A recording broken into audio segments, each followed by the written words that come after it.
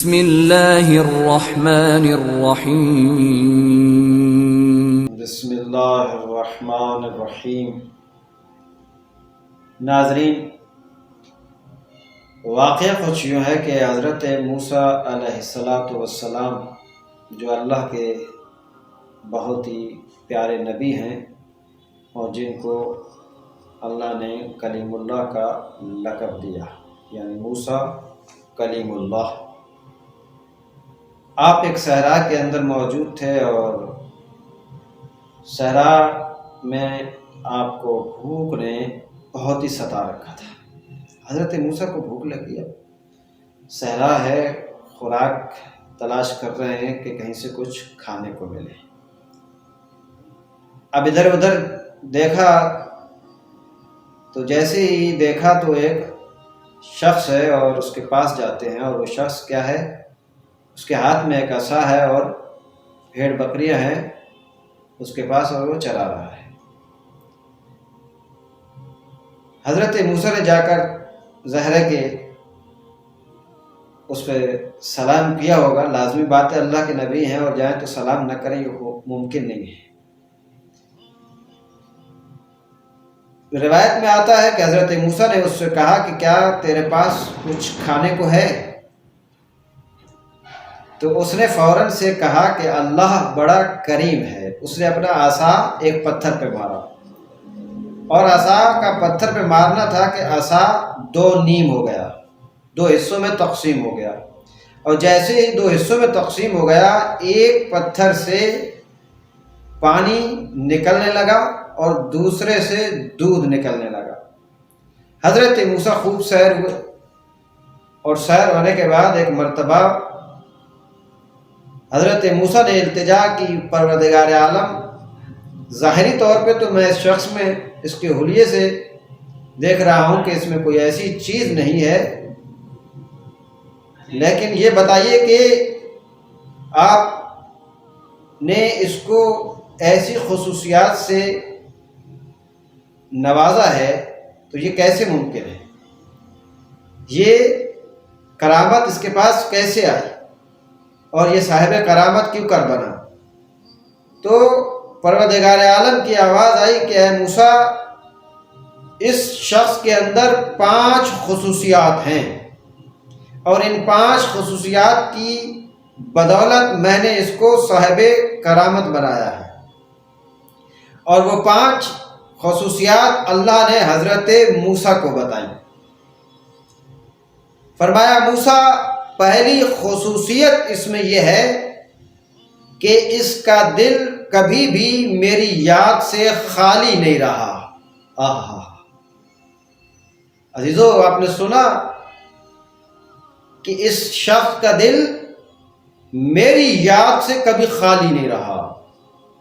عزیزو، جو دل اللہ کی یاد سے خالی ہو جاتے ہیں وہ دل ویران ہو جاتے ہیں، وہ دماغ ویران ہو جاتے ہیں۔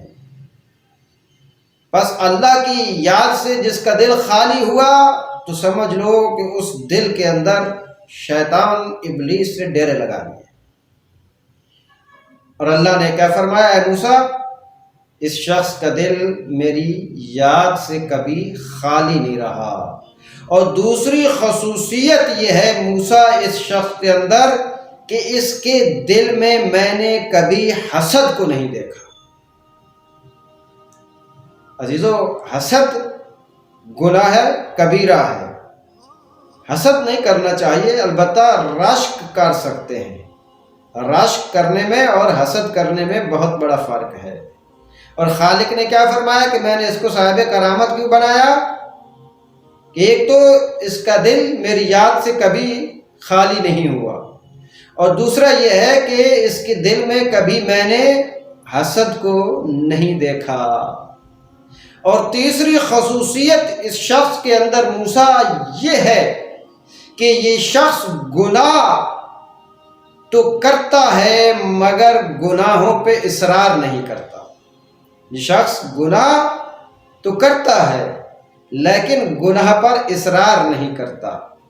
ایک ہے گناہ کرنا اور اس پر اصرار، پھر اس پہ اصرار کرنا کہ ہاں یہ گناہ میں نے کیا ہے، ہاں میں ایسے کروں گا، بس کروں گا. تو یہ اصرار کرنا، جو گناہوں پہ اصرار کرتا ہے اس کی مغفرت مشکل ہے. اور اگر یہ اصرار کرتے کرتے، گناہوں پہ اصرار کرتے کرتے اس دنیا سے چلا گیا تو پھر اس کا ٹھکانہ جہنم ہوگا. عزیزان گرامی قدر،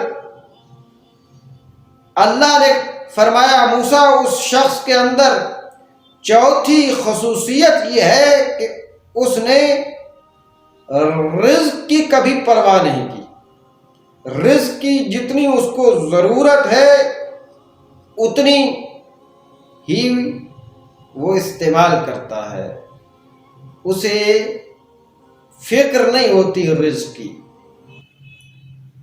موسیٰ پانچویں خصوصیت اس کے اندر یہ ہے کہ اس کا دل ہر حال میں مجھ سے خائف رہتا ہے.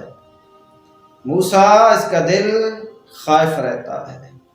یہ کوئی بھی یعنی کوئی بھی کام کرتا ہے، مفہوم بیان کر رہا ہوں کہ کوئی بھی یہ کام کرتا ہے تو کرنے سے پہلے سوچتا ہے کہ یہ کام اللہ کی ناراضگی کا سبب تو نہیں بنے گا، کہیں خداوند متعال کی گرفت میں تو نہیں آ جاؤں گا، کہیں ایسا نہ ہو کہ اللہ ناراض ہو جائے.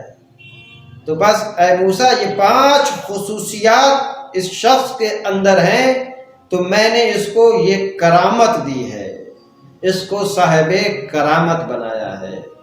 عزیزو، کوشش کریں میں بھی اور آپ بھی کہ ہم بھی ان صفات کے حامل بنیں اور اپنے دل کو اللہ کی یاد سے کبھی خالی نہ کریں، کسی سے حسد نہ کریں، گناہوں پہ اصرار نہ کریں اور رزق کی ضرورت سے زیادہ فکر نہ کریں، اور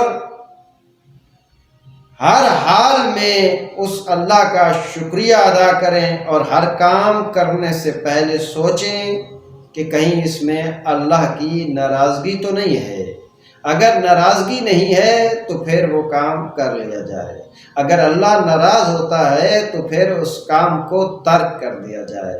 تو عزیزو، یہی وہ باتیں ہیں کہ جو جنت کا راہی بناتی ہیں، یہی فلاح پانے والی باتیں ہیں، یہی نجات دلانے والی باتیں ہیں کہ ان پہ عمل کیا جائے. کہ اس وقت معاشرے کے اندر بہت زیادہ اس قسم کی خرابیاں ہیں اور بہت ساروں کا دل یاد الہی سے خالی نظر آتا ہے، حسد، بغض اور کینہ عام نظر آتا ہے، اور لوگ گناہ کرتے ہیں تو اس پہ اصرار کرتے ہیں اور بڑی شان و شوقت سے اپنے گناہ کو بیان کر رہے ہوتے ہیں اور پھر بڑی دلیری سے کہہ رہے ہوتے ہیں کہ ہاں میں یہ گناہ کروں گا، ایسا کروں گا.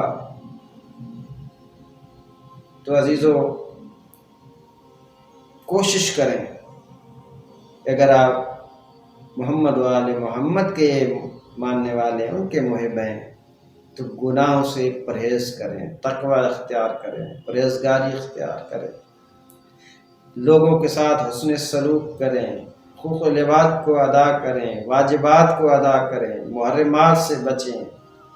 امید ہے کہ آپ کو ہماری یہ ویڈیو پسند آئی ہے، اور اگر پسند آئی ہے تو آگے شیئر بھی کریں، لوگوں تک بھی پیغام پہنچائیں.